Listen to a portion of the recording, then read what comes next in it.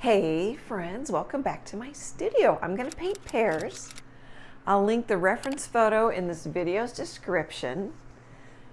I'm pretty sure I found it on pexels.com, but as I mentioned, I'll link it below.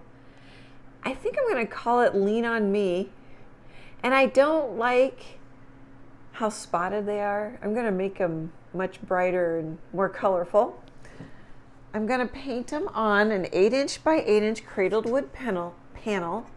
This is from Woodpeckers. I've got clear gesso on it. It's 1.5 inches thick. Here, I got this. I've just started using this company. You can let me know if you try it and you like them. They don't sponsor this video, but it's woodpeckers.com. What else? I'm going to use primary colors. I think I'm going to sketch them on.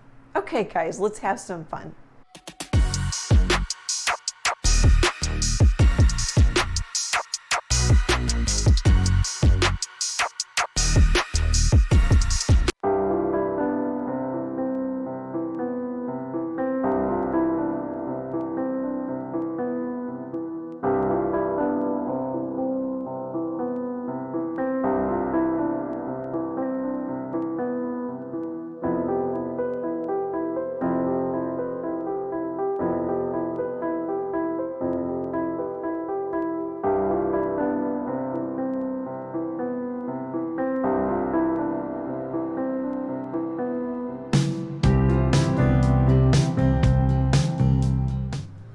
Let's set the table.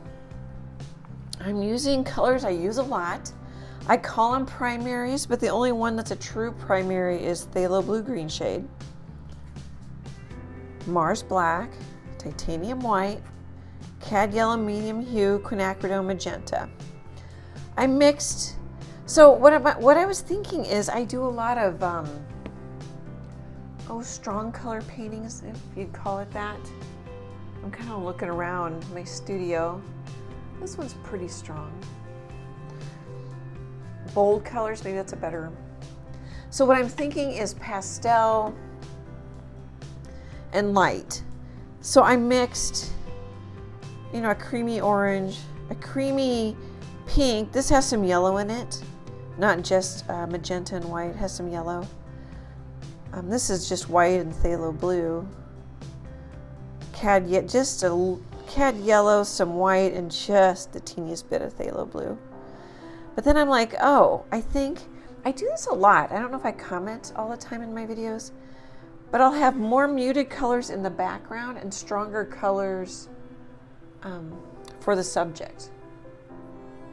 But kind of did that in this one. The blue's muted where this has more out of the tube colors.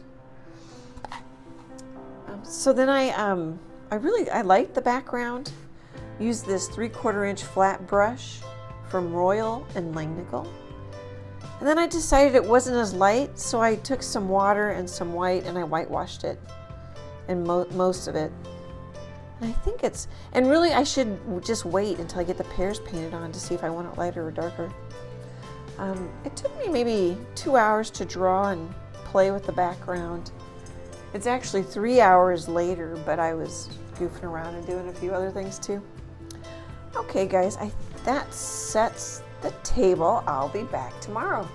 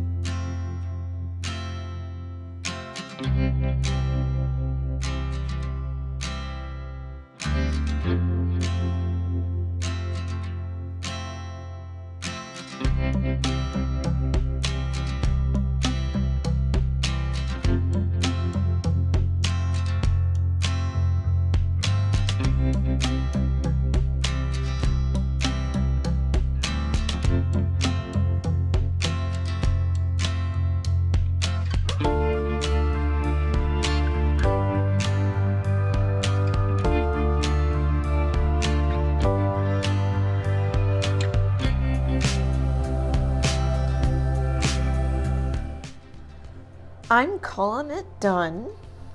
I think I like it. I don't know, what bugs me is maybe it's a little too, I can't believe I'm going to say this because I love color. Too much color or too pastel, but someone's going to love it, you know. And the upside for me is that when I do things that are outside my comfort zone, but not a big step outside my comfort zone, I know that it helps me grow and change and learn.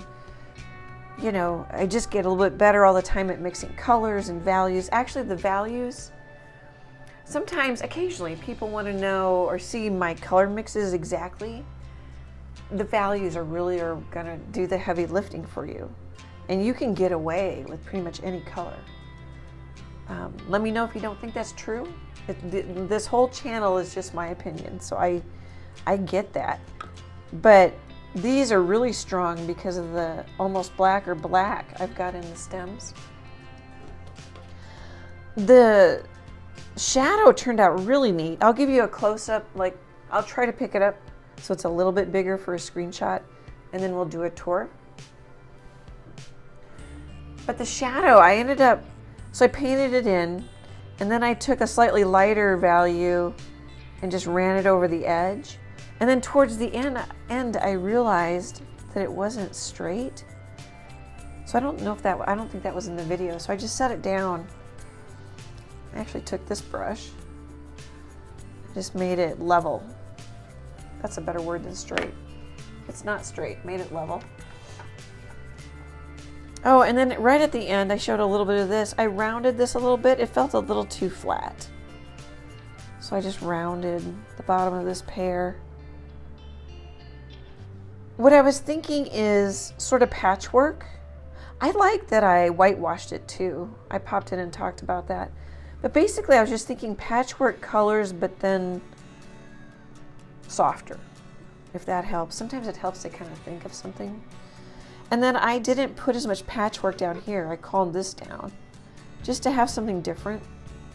And I knew there was going to be a strong shadow. I knew the pears would draw a lot of attention. This is a portrait of two pears. And then I also I was a little nervous about doing it, but I've got orange and blue right here, which are complements. And I think that, gosh, back in art school would say, I'm causing some tension near the edge of the painting, you know? Just, I don't know, I think that sounds kind of funny, but I do like it. I think that's about it. I think I said I really like the glow here. Okay, let's do a screenshot. Oh, and I put this over here to remind me my light's coming from this direction, because the reference photo, oh here, let's pull it up on my iPad here if I can. Sorry you guys, I should have had it ready to roll. Sometimes I don't know what I'm going to chat about. I just talk about what comes to mind. The light's coming from this side and I changed it. I don't know why I changed it. I guess because I usually do it from the other side. And then if I put images together, when I license it, send it to my agent, it does help if the light's coming from a similar side. Not always. That's the only reason I did that. Oh, I'm gonna call this a one brush painting. I did use this one a little bit to like clean up. And I did use it to round this off. I could have used the tip of this brush, excuse me, to round off that pear. I just, for whatever reason, oh, hang on. Okay, oh good, that's better. I just didn't think about it. I could have totally used the corner of this brush. I'm used to just grabbing whatever's clean and handy. Okay. Pretty colors on the palette. I like that. Let's see if I can pick it up a little closer first, in case somebody wants a screenshot. I never can get it square though when I pick it up, although I don't know if it's square when I set it down either. Over time, oh darn it. Over time, this cardboard gets warped. Everything gets a little wonky anyway, because it gets wet. Sorry about my voice, you guys. I went for a lovely bike ride this morning. And I don't have bad allergies, but occasionally it does get to me if I'm out there a long time with all the grass and stuff. Okay, let's do a close up so you can see the stems. I'm sure many of you can relate. Oop. Try to keep it all in. So I love painting pears. They can be as lumpy and bumpy as you want to make them. You know, these have colors in it that you don't really see in pears at the store. Kind of, well, you might see that peachy color. I don't know. But you can paint them any color you want. People will know they're pears. I see them as people. I think I already mentioned I'm going to title this Lean on Me. And it's great practice. You know, it's not great practice drawing painting that's not difficult or as complicated as, say, a Highland cow with all that hair. The colors do go over onto the sides. I like that, so you don't have to frame it, or you could frame it. But then if it's in a float frame, you're still going to see, you know, a little bit of the bottom or the edge. Oh, I didn't soften that. I need to I've got paint on my thumbnail too. I'll need to soften it. And this shadow, I think somebody, I don't know who it was, called them rich shadows, but it's really fun to have different colors, but similar values in the shadows. Okay, guys, let me know if you like this one. It's totally okay if you don't. I like it. It's just maybe the pastels aren't my favorite. We all have different taste preferences. And then watch me in a couple years here on YouTube have a ton of pastel paintings because, you know, things change. I super appreciate your support. I just couldn't do this without all of you. Great big happy art hugs, and I hope to chat with you soon. Bye, guys.